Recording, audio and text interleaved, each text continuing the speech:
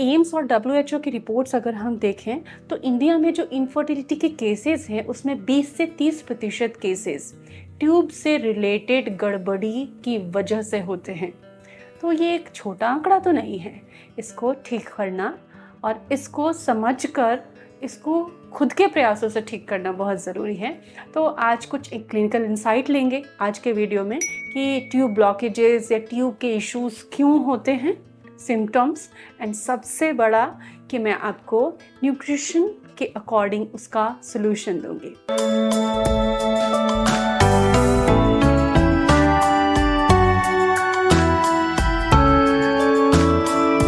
So welcome to प्रिनर्स fertility care. अगर tube block होती है तो एग चाहे अच्छे बन रहे हों लेकिन स्पर्म उन तक नहीं पहुंच पाते और एग फर्टिलाइज नहीं होता। कई बार इन्फ्लेमेशन, हल्का इन्फ्लेमेशन भी इसका कारण होता है, छोटी मोटी मसाज से ये ठीक हो जाता है। कई बार कुछ ऐसी कंडीशन होती है जिनके लिए थोड़ा सप्लीमेंट, थोड़ा फिजिकल मोबिलिटी चाहिए होती है, एक अच्छी डाइट चाहिए होती है, और कुछ ऐसे क्रिटिकल कंडीशंस भी होती हैं जिसमें कि आपको सर्जरी की भी रिक्वायरमेंट होती है। तो कौन कौन सी कंडीशंस हैं और इनके परफेक्ट सोल्यूशन आपके लिए आज के वीडियो में। ट्यूब के इश्यूज होने का कारण क्या होता है? PID, लंबे समय तक पेल्विक इन्फ्लेमेशन रहें, अगर आपको इन्फेक्शंस रहते हैं तो इस वजह से ट्यूब ब्लॉक होती है और यूट्रस को भी काफ़ी नुकसान पहुंचता है। स्कार वगैरह डेवलप होता है, एडिशंस वगैरह डेवलप हो जाते हैं, पानी होना ट्यूब में, इस तरह की चीज़ें नज़र आती हैं। एंडोमेट्रियोसिस होना ये भी एक बड़ा रीज़न है। इसमें एक्सेसिव टिश्यूज़ की ग्रोथ हो जाती है तो ट्यूब ब्लॉक हो जाती है। प्रीवियस सर्जरी, मिसकैरेजेस, DNC, उसके बाद के पोस्ट सर्जरी जो मैनेजमेंट होता है वो अच्छा नहीं रहा, फाइब्रॉइड्स है, प्रीवियस एक्टोपिक हैं, ये कुछ रीज़न हैं। तो ट्यूब को जानने के लिए कि पोटेंट है या नहीं है, ट्यूब हमारी हॉलो, बिल्कुल पाइप जैसी हॉलो होनी चाहिए ट्यूब, तो इसके लिए कुछ टेस्ट होते हैं और वो पेनलेस हैं। आप बिल्कुल ना घबराएं कि ट्यूब का टेस्ट होने से मेरे तो पीरियड्स डिस्टर्ब हो जाएंगे या फिर मुझे बहुत पेन होगा, ऐसा कुछ भी नहीं होता।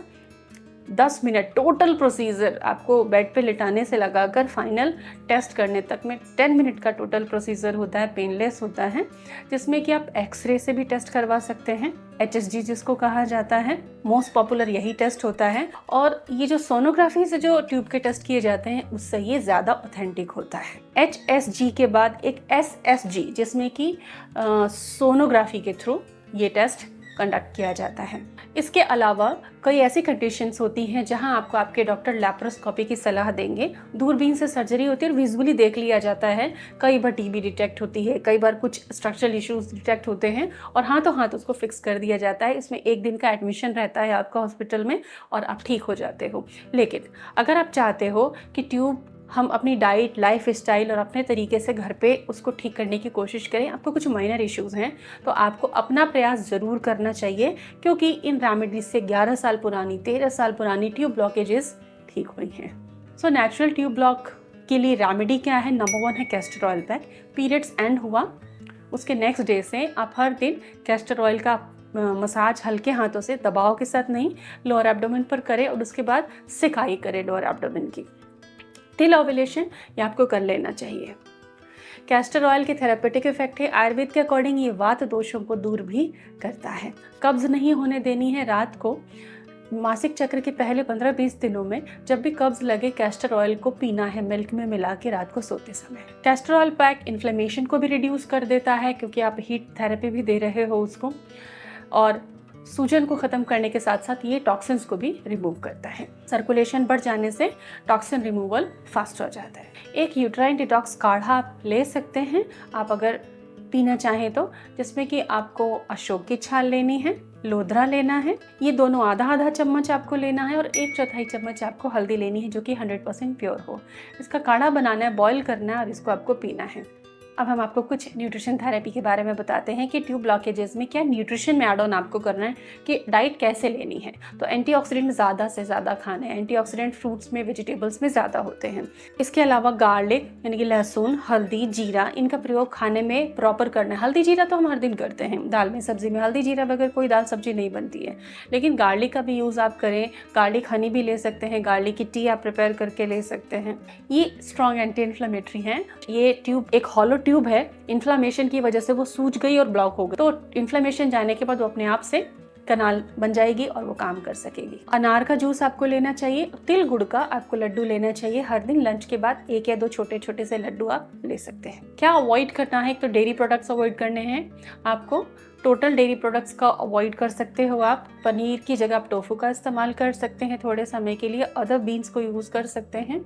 साथ ही जितने भी रिफाइंड फूड होते हैं, प्रोसेस्ड फूड होते हैं, शुगर, मैदा और उससे बनी हर चीज़। ट्रांस फैट को टोटली अवॉइड करना है, क्योंकि ट्रांस फैट इन्फ्लेमेशन बढ़ाता है बॉडी के अंदर। कुछ ऐसे सप्लीमेंट है जो आप ले सकते हैं, अगर ले रहे हैं तो आप उसको लेते रहें, जैसे CoQ10 ओमेगा 3 एक अच्छा कॉम्बिनेशन होता है, और जो कि सेलुलर रिपेयर करता है और आपकी फर्टिलिटी को बढ़ाता है। शतावरी और अशोकारिष्ट का कॉम्बिनेशन भी आप ले सकते हैं आयुर्वेदिक रेमेडी के तौर पर। यह भी आपकी इस कंडीशन में काफ़ी हेल्प करता है। स्ट्रेचिंग करना, फ्लेक्सिबिलिटी बढ़ाना अपने शरीर की, ये काफ़ी अच्छा रहता है ट्यूबल ब्लॉकेजेस के कंडीशन में। लेकिन समय से डॉक्टरी जांच बहुत ज़रूरी है, ताकि आप अपने इशू को फिक्स कर पाएँ, जान पाएँ और बिल्कुल ना घबराएं। ट्यूब के टेस्ट या डॉक्टरी जांच बहुत ही सरल होते हैं। Stay tune, stay healthy and stay fertile.